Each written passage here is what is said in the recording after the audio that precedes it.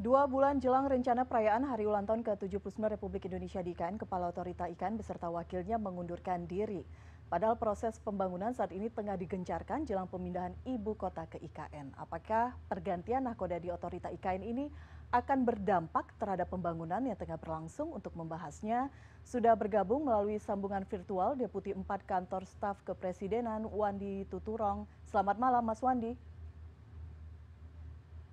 Selamat malam Elvira. Mas Wandi, ini Apa kabar kabar?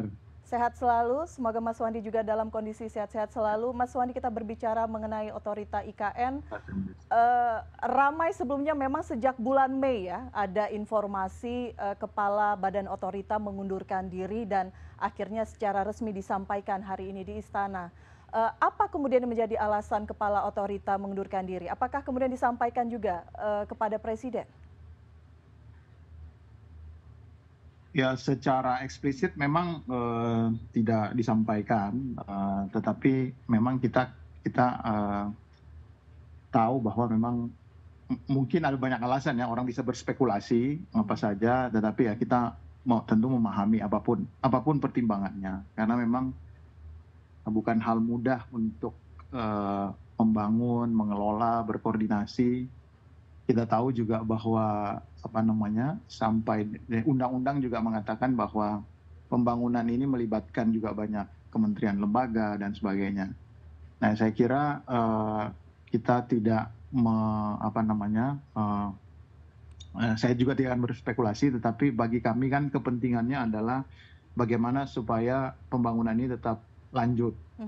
Bahwa apa yang sudah dipersiapkan saat ini termasuk kalau janjinya Presiden kan arahannya Presiden pada kami kan soal bagaimana kita tetap menjalankan upacara di 17 Agustus nanti. Nah, kita fokus di situ.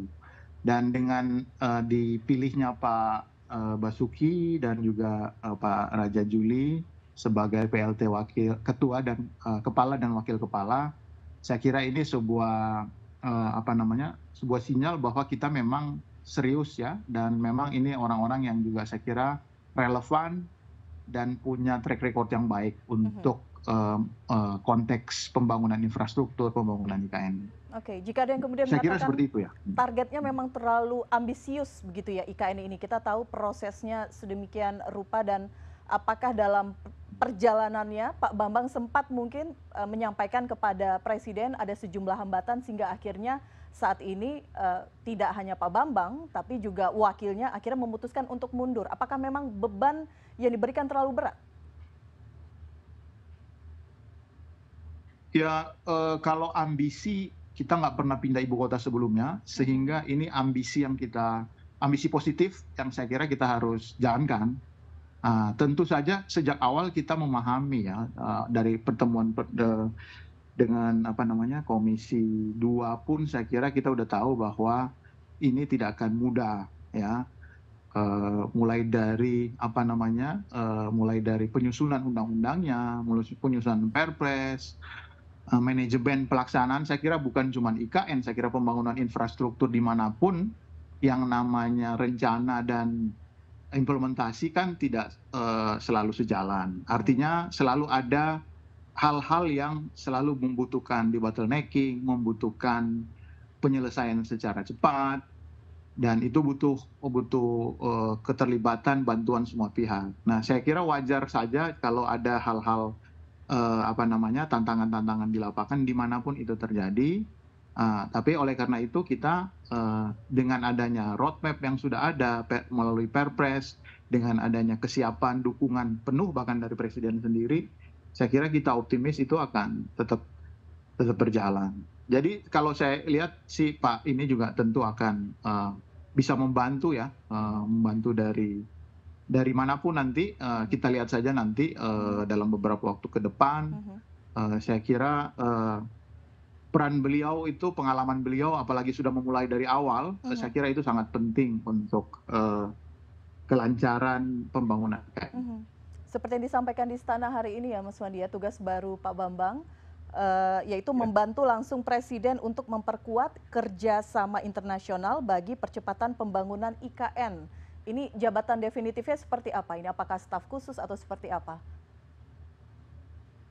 Ya, nanti kita tunggu ininya apa, saya kira saya tidak berani maksudnya mendahului keputusan resmi presiden ya, sewaktu penunjukan, kepala otorita IKAN dulu ya 2022 waktu lalu, saya kira kita juga kadang-kadang bisa, nanti tunggu aja beberapa waktu ke depan kita mungkin akan dapat kejelasan tentang secara definitif tupoksinya seperti apa, kalau memang itu yang dikehendaki presiden tentu kita akan mengikuti dan bekerja sama jika memang ada penugasan baru. Oke, baik. Menteri PUPR Pak Basuki dan juga Wakil Menteri ATR BPN Raja Juli Antoni kemudian ditunjuk menjadi PLT, Kepala dan juga Ya, Wakil Kepala Otorita. Apa alasan pemerintah kemudian menunjuk kedua orang ini? saya kira sebenarnya dalam Undang-Undang IKN itu di pasal 36 ayat 1 dan 2 kan memang pembangunan di fase awal itu memang membutuhkan orang-orang, kementerian teknis, terutama yang terkait infrastruktur, PUPR dalam hal ini karena banyak bangunan fisiknya, lalu juga KL lain yang relevan tentu saja soal pertanahan ya. Jadi dari situ saja sebetulnya kita sudah melihat relevansinya bahwa Pak Basuki sebagai Menteri PUPR menjadi PLT, saya kira itu keputusan yang sangat tepat. Kita juga tahu track recordnya mereka, beliau dan juga Pak Raja Juli Antoni sebagai wakil yang sudah ada di sana tentu akan memberikan kemudahan pengurusan bagaimanapun proses-proses pemindahan legalisasi aset tanah ini kan juga membutuhkan pihak yang paling tepat yang berwenang. Jadi kalau dua itu saya kira saya tidak membayangkan ada yang lebih baik daripada mereka berdua sebetulnya. Jadi ini keputusan yang baik menurut saya sehingga kita bisa menunjukkan keseriusan bahwa memang kita akan bekerja untuk mewujudkan apa yang sudah menjadi arahan presiden. Baik. Mundurnya Kepala Badan Otorita ini kemudian juga direspon dan disorot tidak hanya publik di dalam negeri tapi juga dunia internasional. Mas Wandi, bagaimana kemudian memastikan pergantian kepemimpinan ini tidak berdampak terhadap pembangunan IKN? Misalnya kita berbicara mengenai investasi yang pada awal tahun baru terrealisasi sekitar 47,5 triliun dari target di akhir 2024 ini 100 triliun.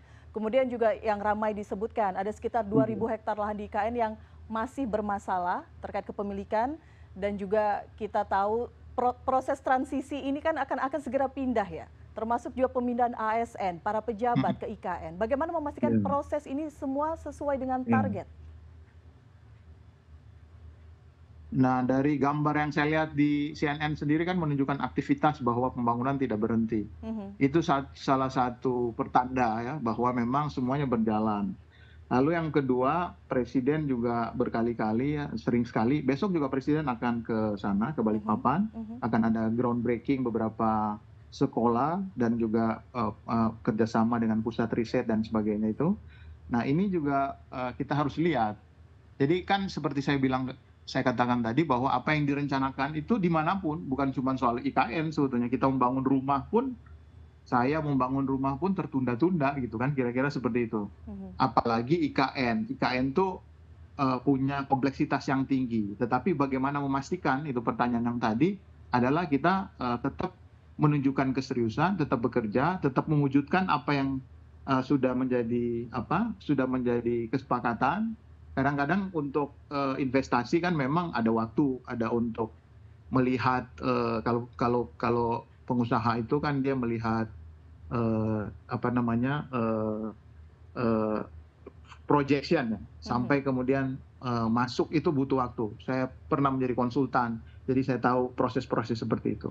Tapi intinya berbagai macam indikator bahwa kita serius itu kan terlihat, termasuk penunjukan ini gambar-gambar yang kita lihat kan fisiknya kelihatan betul bahwa semua ini berjalan. Semua ini berjalan, saya nggak bilang sempurna seperti yang waktu kita awal, tapi kita juga sejak awal sudah membayangkan memang akan ada banyak tantangan. Jadi kita tetap optimis, kita tetap percaya bahwa ini program yang baik, meskipun kami juga, saya sendiri, juga di kantor staf presiden kan akan berakhir masa penugasannya di 2024, 20 Oktober ini. Tetapi kita mempersiapkan supaya proses selanjutnya tahap berikutnya yang sudah ditetapkan lewat undang-undang dan perpres itu akan tetap berjalan. Oke, terakhir Mas Wandi, kapan pelantikan kepala otorita yang baru? Apakah mengacu kepada kepala ataupun wakil kepala yang lama, seorang profesional, tidak dengan latar belakang dari partai politik, atau ada pertimbangan lainnya? Ya, saya kira tentu yang ideal tentu relevan dengan apa yang akan menjadi tugas pokok dan fungsinya. Tetapi secara undang-undang kalau tidak salah saya kira memang untuk kalau penunjukan pertama kan presiden bisa langsung melakukan. Tapi yang kedua ini seingat saya itu harus konsultasi ya dengan DPR. Dengan DPR ya. Jadi memang ada proses-proses politik yang juga harus terjadi dan karena itu memang amanat undang-undang. Jadi saya kira kita tunggu saja dan kita percaya kita sudah sama-sama melihat prosesnya apa yang terjadi di lapangan dengan mudah bisa dilihat di kanal-kanal YouTube misalnya atau di internet. Saya kira kita akan terus melanjutkan pembangunan IKN. Dan kita akan merayakan 17 Agustus di IKN? Iya, saya akan siap-siap ke sana. Baik. Kita tunggu, media tunggu undangannya dari kantor staf Presiden. Terima kasih Mas Wandi sudah berbincang bersama kami di Prime News malam hari ini. Salam sehat selalu.